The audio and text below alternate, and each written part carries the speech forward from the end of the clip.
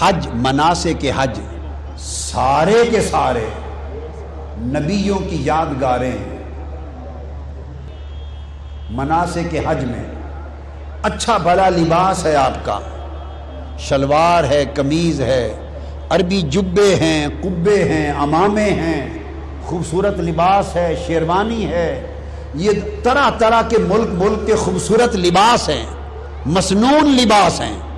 آپ مسنون، پاک، طیب، طاہر لباس کے ساتھ حج کرنے جاتے ہیں، حکم ہوتا ہے سب لباس اتار دو، سب لباس اتار دو۔ کیا کرو؟ 2 چادریں پہن لو۔ باری تعالیٰ کیوں؟ فرمایا میرے ابراہیم کا لباس 2 چادریں تھا۔ تو حج کا لباس حضرت ابراہیم کے لباس کی سیلیبریشن ہے۔ پھر کعبے کے حرم میں داخل ہو جاؤ اور کہو لبیک اللہم لبیک، تلبیہ۔ تلبیہ کیا ہے؟ احادیث میں آتا ہے اور کل کتب تفسیر میں آتا ہے۔ حضرت عبداللہ ابن عباس رضی اللہ تعالیٰ عنہ روایت کرتے ہیں کہ جب حضرت ابراہیم علیہ السلام اور اسماعیل علیہ السلام نے مل کر کعبہ تعمیر کر لیا، کعبہ کی بنا ہو گئی، تعمیر ہو گئی، تو اللہ نے فرمایا کہ ابراہیم جبل ابو قبیس، اس پہاڑ کی چوٹی پہ کھڑے ہو کر اب لوگوں کو بلاؤ، اذن فی الناس بالحج، لوگوں کو حج کرنے کے لیے آواز دو۔ ابراہیم علیہ السلام نے پہاڑ کی چوٹی پہ کھڑے ہو کر اس وقت، آج سے 4000 سال پہلے، اس وقت آواز دی، لوگوں سے کہا، لوگوں سے، روحوں سے کہا کہ امرکم اللہ ان تحجوا بیتہ، اللہ نے تمہیں حکم دیا ہے کہ آؤ اللہ کے گھر کا حج کرو۔ تو حدیث پاک میں آتا ہے جو لوگ زمین پر زندہ تھے، اطراف و اکناف عالم تک ہر ایک نے حضرت ابراہیم کی آواز سنی۔ جو اپنی ماؤں کے پیٹوں میں تھے، جو اپنی روحیں باپ کی پشتوں میں تھی، اور جو روحیں ابھی مالائے اعلیٰ میں تھی، جس نے آواز سنی وہیں سے کہا لبیک اللہم لبیک۔ ابراہیم کی صدا کا جواب تھا۔ 4000 سال گزر گئے، جب وادی مکہ، حرم مکہ میں آپ قدم رکھتے ہیں، خدا کہتا ہے بے شک بلایا ابراہیم نے 4000 سال پہلے تھا، مگر مجھے جواب پسند ہے، تم ہی وہی بولی بولنے لگ جاؤ، کہو لبیک اللہم لبیک۔ تو یہ تلبیہ کیا ہے؟ سیلیبریشن ہے ابراہیم کی پکار کے جواب کی۔ پھر اس کے بعد آپ عرفات میں جمع ہوتے ہیں۔ عرفات کو جمع ہونا زوال سے غروب کے درمیان حج ہے۔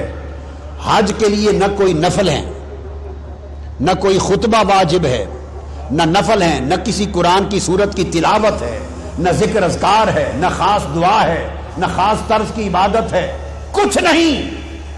کچھ آتا ہے تو پڑھ لیں، کچھ نہیں آتا تو کچھ نہ پڑھیں۔ گنگے بہرے گنگے بن کر زور سے مغرب کے درمیان میدان عرفات میں پہنچ جائیں، تم حاجی ہو گئے، کچھ نہیں کرنا، حج ہو گیا۔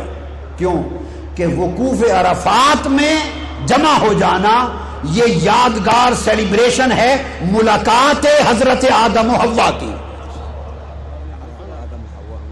حضرت آدم ہند میں اترے تھے، سرندیب کے پہاڑ میں، حضرت حوا ادھر اتری، ایک دوسرے کو تلاش کرتے کرتے اس میدان میں پہنچے تو ایک دوسرے کو پہچان لیا۔ پہچاننے کو کہتے ہیں عرفات، پہننا پہچان لینا، تو اس پہچان کے میدان میں پہنچ جانا حج ہے۔ تو حج کیا ہے؟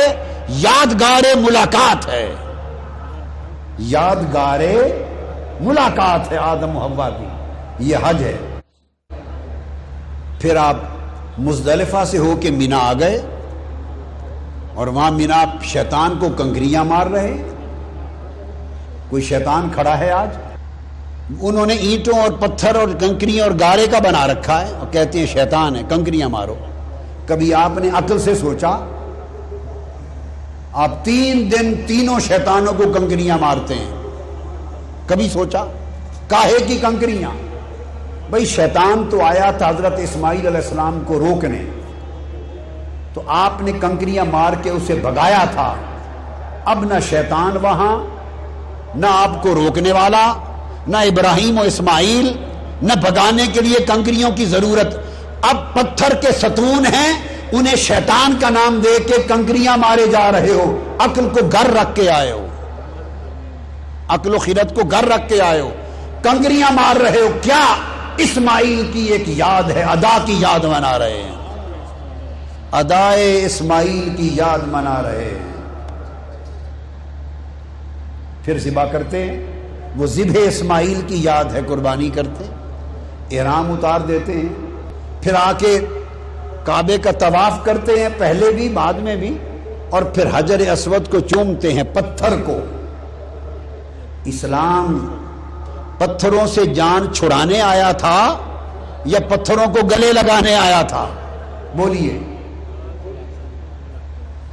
اسلام پتھروں سے جان چھڑانے آیا تھا، حرم کعبہ سے سب پتھر چن چن کے نکال دیے تھے، بات سمجھنا، سب پتھر نکال دیے۔ 2 پتھر ہیں، سارے پتھر اٹھا کے پھینک دیے، 2 پتھر رب نے اپنے کعبے کے اندر سما دیے۔ وہ کیا ہیں؟ دونوں پتھر کسی سے منسوب ہیں، کسی سے منسوب ہیں۔ ایک پتھر کعبے کی دیوار میں ہے، صحیح بخاری کتاب الحج،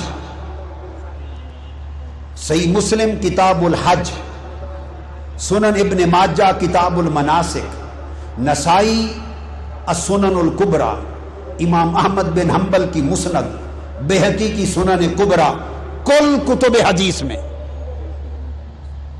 حجر اسود۔ بولیے، پتھر کو چومنا توحید ہے؟ جی، پتھر کو چومنا نماز ہے؟ پتھر کو چومنا روزہ ہے؟ کیا ہے؟ کعبے میں لگا ہے پتھر، سیدنا فاروق اعظم پہنچے، یہ بخاری شریف میں ہے، چومنے لگے، چارہ ہی کوئی نہیں، کوئی بھاگ ہی نہیں سکتا پتھر کو چومے بغیر۔